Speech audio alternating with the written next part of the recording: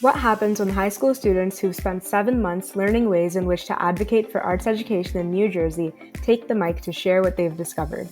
Welcome to Art Isn't a Limit, an Arts at NJ Youth Ambassador podcast, an all-youth-led show where we explore how the arts transform lives, communities, and possibilities.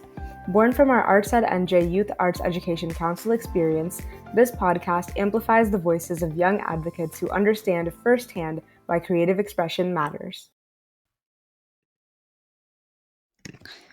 Welcome back to Art Isn't a Limit, the podcast where young arts education advocates explore how creativity shapes our lives, our communities, and our futures. I'm Pari, and today we're talking with Ava Costa, a high school student who turned her love for her violin, literally named Arturo, into a lifeline for others. As the founder of Arturo Healing Hearts Through Music, Ava leads a student-run organization that brings live musical performances directly to chemotherapy patients, offering moments of comfort and connection when they're needed most. In this conversation, we'll explore what it takes to launch a nonprofit as a teenager, how arts education prepared her for this work, and why she believes the arts aren't just nice to have. They're essential for building compassionate young people who want to make a difference. Let's dive in.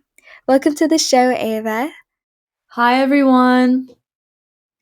So, Ava, I was just wondering, how about you tell us about yourself and Arturo, Healing Hearts Through Music? What inspired you to create this organization? So, my name is Ava Costa, and I'm 15 years old. I attend Ranney School, New Jersey, where I'm part of the Trium Music Honor Society, and I play the violin in the orchestra there. Music has always been a part of who I am. It helps me focus, connect, and make sense of the world. I'm also passionate about healthcare and biomedical science, and I hope to one day combine both interests by studying biomedical engineering and becoming a dermatologist. I started Arturo Healing Hearts after playing violin for patients at Monmouth Medical Center. That day changed me. I saw the entire mood of the room shift. Patients who had been anxious started smiling, and nurses stopped for a moment just to listen. It showed me that healing isn't always medical.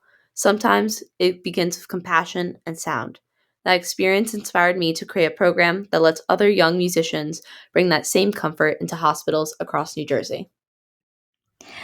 Ava, honestly, I think it's really inspiring and super motivational for students to realize that you made such a small effort and turned it into something huge at such a young age too. I really do appreciate that. And even knowing that that's something that we now have access to, I feel like it'll just boost students' confidence with their arts, knowing that it's going towards people who want to listen to it.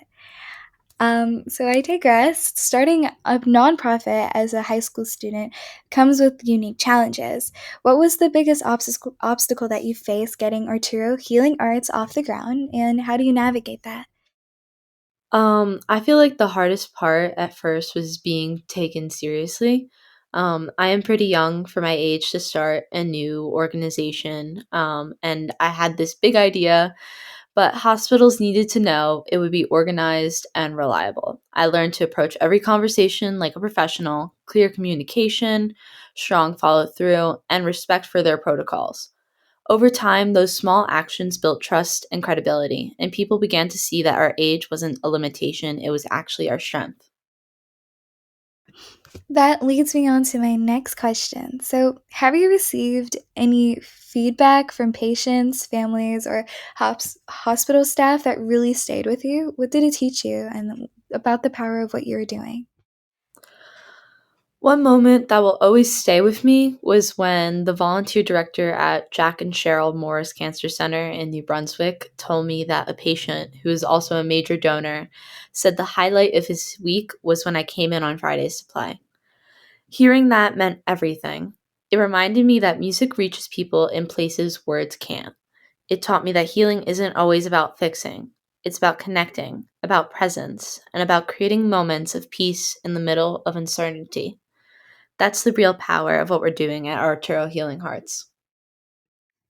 I Personally, I think I know what it feels like receiving that sort of like feedback. I think just one small comment really does make a difference and it motivates you to keep going. And I think you pointing that out is such a big deal because for young students who kind of lose themselves in their craft and they feel like no one is listening or no one cares enough, and that small sliver of motivation really does keep things in check and keeps us to keep going. And I really do appreciate that. Now, I was wondering, how has your own arts education, whether in school or through private lessons, prepared you to do this work? What role do you think arts education plays in developing young people who want to give back? My arts education has shaped every part of who I am, musically, emotionally, and personally. Through private violin lessons, school orchestra, and chamber ensembles, I've learned patience, focus, and what it means to collaborate towards something bigger than yourself. Music teaches you to listen deeply, not to just sound, but to people, to sense what they need and how you can contribute. Being part of Triumph Music Honor Society at Ranney has also shown me that the arts are a form of leadership. You can learn how to organize, inspire, and serve through creativity. It's not about standing in front of an audience for applause. It's about communicating something that brings people together. That mindset has completely shaped the way I approach Arturo Healing Hearts. I realized that when students are exposed to the arts, they're not just learning technique, they're learning empathy, discipline, and purpose. Those are the same qualities that help us give back to our communities. Since you kind of focused and elaborate on the high school students, I was wondering if you could speak to the school administrators or policymakers about why arts education matters. What would you say based on your experience with Arturo Healing Arts? I would tell them that arts education isn't optional, it's essential. The arts don't just create musicians, dancers, or actors, they create thinkers, problem solvers, and empathetic human beings. Whether a student grows up to become a surgeon, and um, an engineer, or a teacher, the skills learned through the arts, creativity, communication, focus, and emotional awareness, are the ones that carry them through life. Music, for example, has taught me how to listen not just to notes, but to people. It's taught me patience, resilience, and the ability to collaborate. It's also taught me how to fail, recover, and keep going, which is something every young person needs to experience. Through Arturo Healing Hearts, I've seen what happens when students are given a way to apply their art beyond the classroom. When a young musician steps into a hospital and realizes that their music can calm someone in pain or bring peace to a family in crisis, it transforms them. They begin to understand that their talent has purpose, that art isn't just about a performance, it's about service. That kind of discovery builds confidence, compassion, and character. So, if I could speak directly to policymakers and school administrators, I'd say this. When you invest in the arts, you're not just supporting concerts, recitals, or electives. You're investing in the mental health of students, in community connection, and in the future leadership itself. You're giving students a language that allows them to express empathy and hope in a world that desperately needs both. Arts education gives young people the tools not only to succeed, but to make the world better, and that's something no test or textbook can ever replace.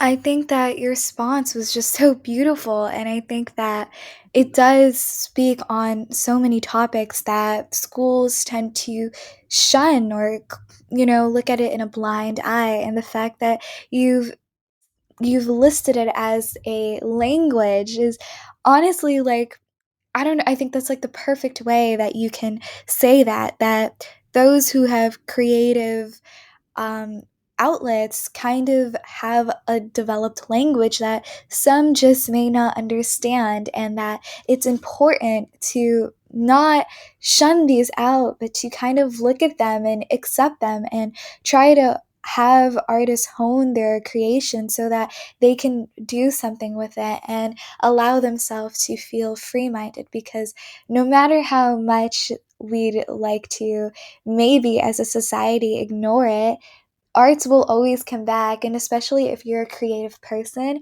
it is the way you think, it is embedded into the way you are. So I definitely agree that if policymakers were to close this, or like something you could tell them is like, you shouldn't do that. We should try to have students make it big. And we're not making it big by just hosting concerts. We're making it big by allowing them to be who they want to be and allowing them to know that having this outlet is important. Now, you obviously did touch on that, so I wanted to ask, how do you balance running a non-profit while still being a student, practicing violin, and having a life outside of all of that? What is your self-care looking like? Balance is something I'm constantly learning and adjusting. I'm a full-time student at Randy School where I'm part of several honor societies, including Tria Music Honor Society, and I'm also on the varsity swimming and soccer teams. Outside of school, I play the violin in multiple orchestras and chamber ensembles. So my weeks are always full between rehearsals, practices, performance, and schoolwork. So there's rarely a quiet day. But running on Arturo Healing Hearts on top of that has taught me a lot about structure, time management, and purpose. I try to treat the organization as a part of my education. It's where I practice leadership, communication, and comparison in real life. I use planners, checklists, and a lot of color coded calendars to stay organized. But I've also learned that balance isn't about doing everything, it's about knowing when to pause. And honestly, I couldn't do any of this without my mom. She's my hero. She keeps me grounded, reminds me of what matters, and somehow manages to be my personal Uber driver since I can't drive yet. Um, she gets me to every game, every lesson, every hospital performance, and she does it with patience and humor. But more than that, she's my biggest supporter. She believes in me when I'm exhausted, helps me keep perspective, and has shown me what strength and selflessness really look like.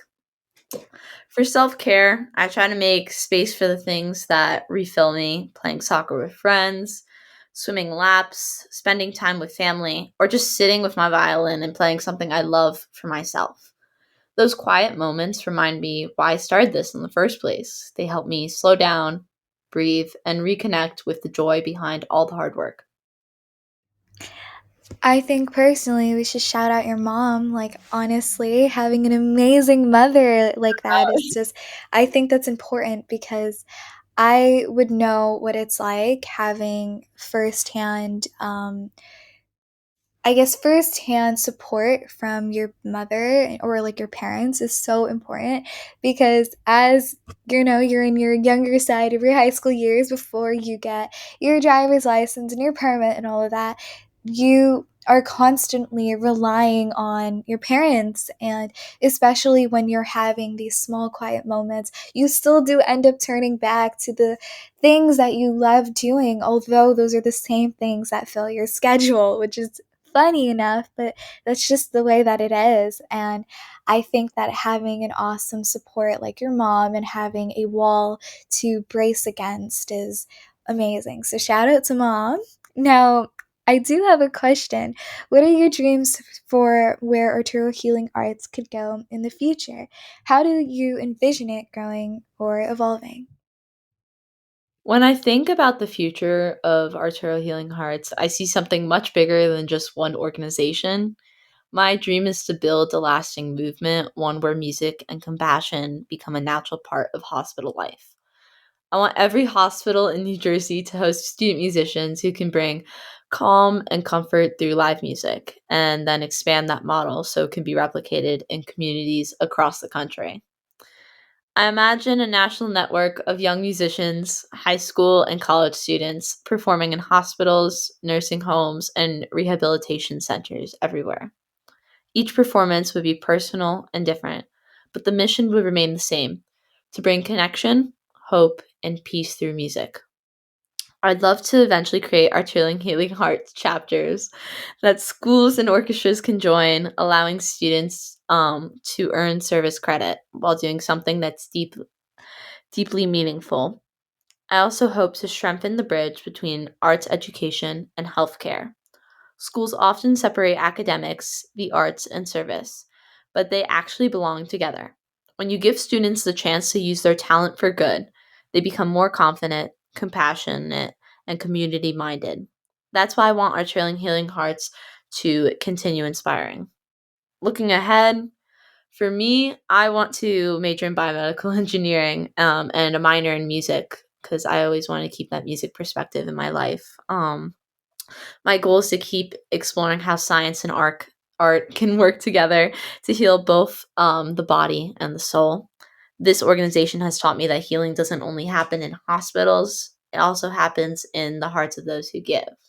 And for anyone listening, especially students who play an instrument or love the arts, I'd love you to join Arturo Healing Hearts. It's simple just to get started. Just visit our website at arturohealinghearts.org. Click Join Arturo, fill out a short interest form, and upload a brief video of yourself playing. I meet each volunteer personally over Zoom to talk about placement and repertoire, and then we coordinate directly with the hospital's volunteer office.